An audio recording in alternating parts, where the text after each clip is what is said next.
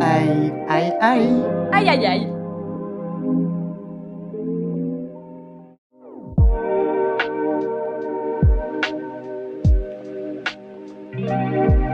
Aïe, aïe, aïe. Aïe aïe aïe. Aïe aïe aïe.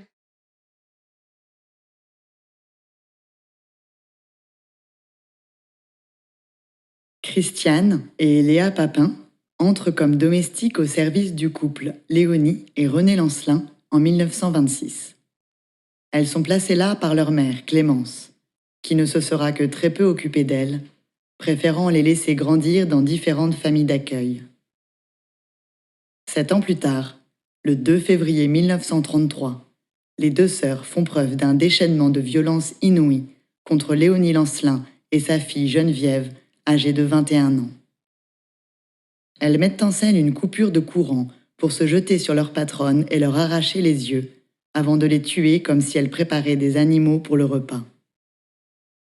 Ces crimes et ces blessures oculaires furent souvent réinterprétés par le théâtre et le cinéma, analysés d'une part sous l'angle social d'une révolte de classe, ou bien plutôt comme la manifestation d'un déplacement de violence, dirigé au départ contre Clémence vers leur nouvelle mère.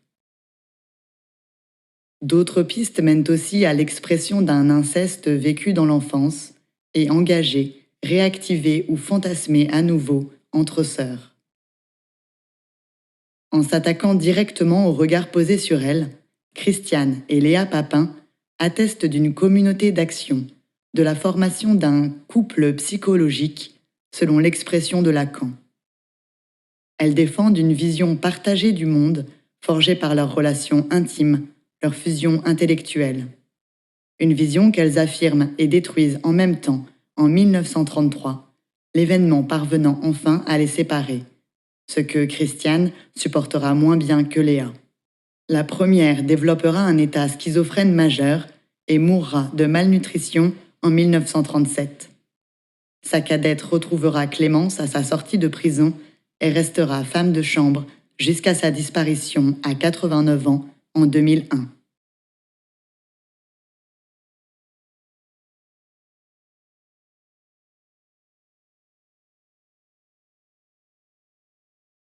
Dans la nouvelle d'Herbert George Wells, Le pays des aveugles, publiée en 1904, l'écrivain britannique met en relation un alpiniste perdu avec un peuple inconnu, composé de malvoyants, qui essaieront rapidement de le guérir, lui, de sa vision. Cette fable amère sur la portée des illusions et l'incomplétude humaine est renversée dans le film Bird Box, réalisé par la cinéaste allemande Susanne Bier, en 2018, et adapté du roman éponyme de Josh Malerman, datant de 2014. L'intrigue du film repose sur une menace inconnue qui provoque une vague mondiale de suicides, à laquelle essaye d'échapper Mallory Hayes, interprétée par l'actrice Sandra Bullock, et ses deux jeunes enfants, auxquels elle n'a pas donné de nom. Un périple démarre alors pour cette famille, les yeux bandés, pour éviter d'être touchés par le pouvoir d'entités étranges à l'origine d'épidémies suicidaires. Mallory et ses enfants rejoindront d'autres survivants et finiront par trouver refuge dans une ancienne école pour malvoyants, désaffectés, où ils pourront s'établir à l'abri des menaces de mort. Retrouvant enfin la vue, Mallory parvient à nommer ses enfants, Tom et Olympia, en hommage à deux de leurs amis rencontrés en chemin et victimes des entités destructrices. Le film, dont la bande originale minimaliste a été composée par le duo de musiciens américains Trent Reznor et Atticus Ross, constituera un record d'audience pour la plateforme de streaming Netflix, avec près de 50 millions de visionnages en 7 jours.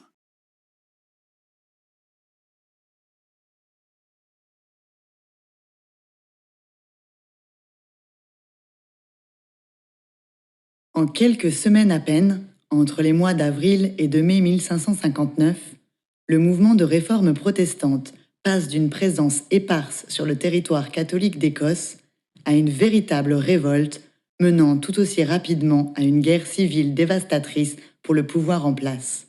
Il en résultera la consécration d'un nouveau gouvernement écossais, protestant et pro-anglais. Le premier acte de la mise sur orbite de la révolte sera l'émeute iconoclaste du 11 mai 1559, dérivée du sermon contre la messe lancé par le pasteur John Knox, compagnon de route de Calvin à Genève, dont il traduit les écrits en anglais. Knox prêche pour la réforme calviniste en Écosse, à une période où la royauté est affaiblie. Marie Stuart est en effet encore mineure et trop jeune pour régner.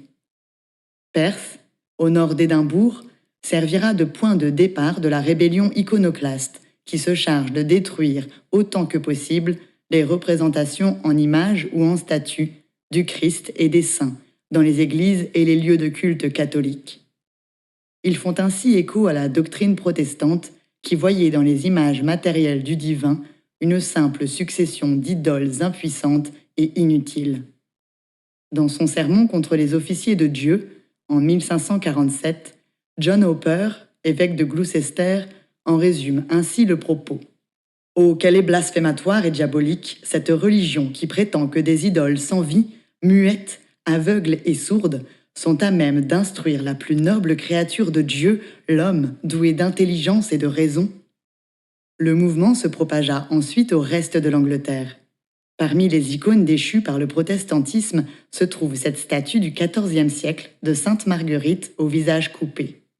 Redécouverte dans les années 1980, elle a notamment survécu en servant de fondation à la construction de nouvelles fenêtres dans l'église Saint-Andrew, près de Colchester.